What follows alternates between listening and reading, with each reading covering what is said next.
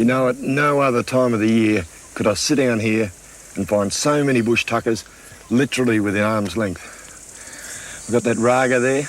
Over here we've got a fig. That'll be producing fruit in about 2 weeks. Down here we've got a native grape. Just over the back there's a palm there. And just in there we've got that Polynesian arrowroot. A month ago you wouldn't have found half of these fruits because they didn't have the rainfall to punch them up. 2 months ago, you would have found none of them except for the palm. And that's the sort of effect that the wet season has on this country.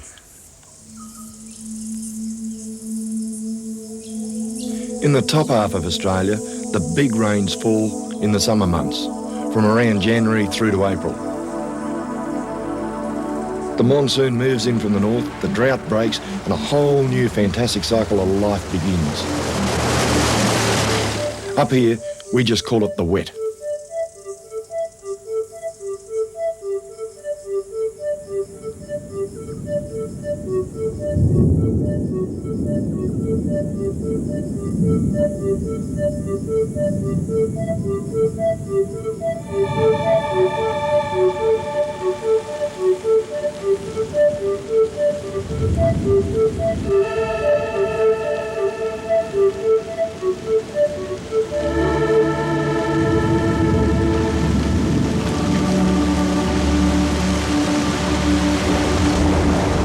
This afternoon rain is typical of the wet season. All this water, all the vegetation, all the bird life, the animal life, everything comes to life at this time of year, even though it's a little bit uncomfortable to get around. Talking about comfort, you've got to find yourself a good base camp at this time, and I know exactly where there is one. This is tremendous. It's a great time of the year for me. This is when my job gets a bit easier.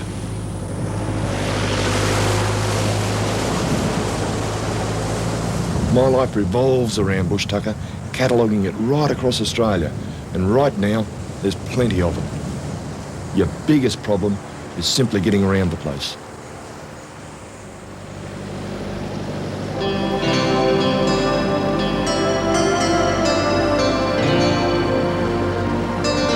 During the wet season, rivers can flood within hours. Sometimes they can stay up for weeks or even months, isolating anyone that's caught on the wrong side.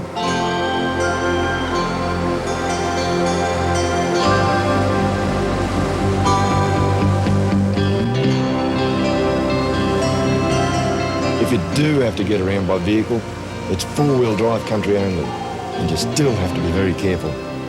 One mistake, one slip, and you're faced with an hour or more of digging and winching your way out.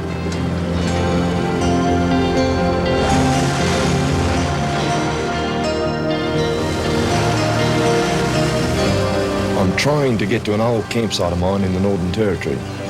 It's southwest of Darwin, in Aboriginal country, between the Darley River and Port Keats, or Waddiai as it's now called. When Aboriginals travel through this country, they have an uncanny eye for its potential. While we're looking at the scenery, they're thinking survival. Grasses aren't something that just get in the way. All grass seeds can be eaten, some can even be used as medicines. As you'll see, it's simply a matter of using what's around rather than fighting against it.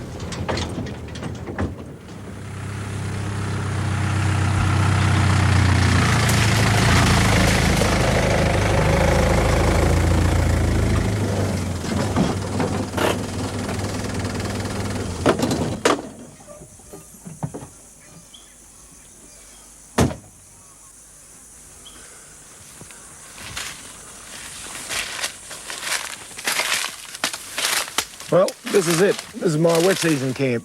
I built it 2 years ago, I think, for that exact reason, to escape the wet. It's looking a bit crooked now. Needs a bit of work on it. Got an old tree falling down, a bit of long grass here, but a little bit of effort and come right up again. Pretty flash cam, in fact. Over here I've even got a shower point.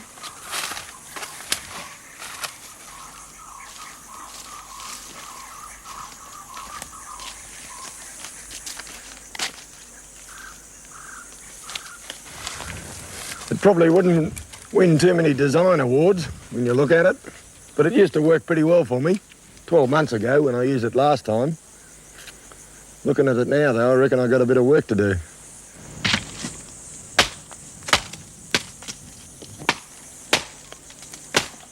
The bush provides a lot of the building materials you need for a camp like this. And in these conditions, it regenerates pretty quickly. Out here, you do have to be careful though. Even small cuts can turn into tropical ulcers. And the hospitals are few and far between.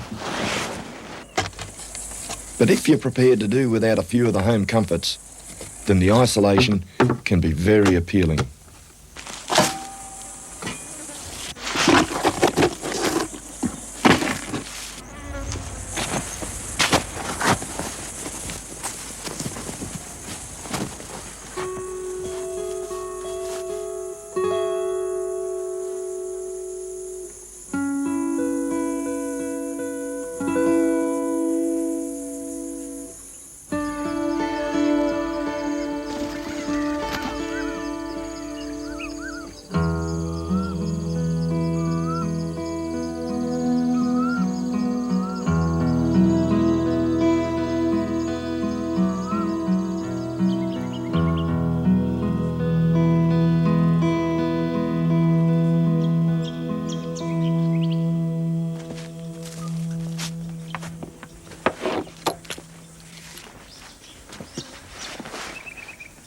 Even in the middle of the wet season, you can still get beautiful, clear, sunny mornings.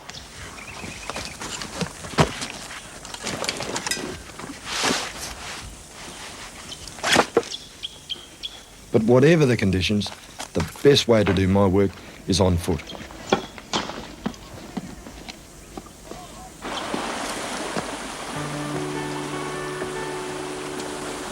Because of the rainfall, plant life is no longer restricted to the waterways. It can be found cropping up all over the country. And that means I've got to cover a lot more ground. One of the real problems of working and walking around wetland areas like this at this time of year are these little fellas here. Leeches. You get them all through this country here. Go on, get out. And you've got to get rid of them because once they lock on, they're a bit hard to remove. I guess if you spend 5 minutes walking around here, you can expect 20 or 30 leeches to be on your legs, so you've got to check yourself out all the time. Anyway, I've got to get going.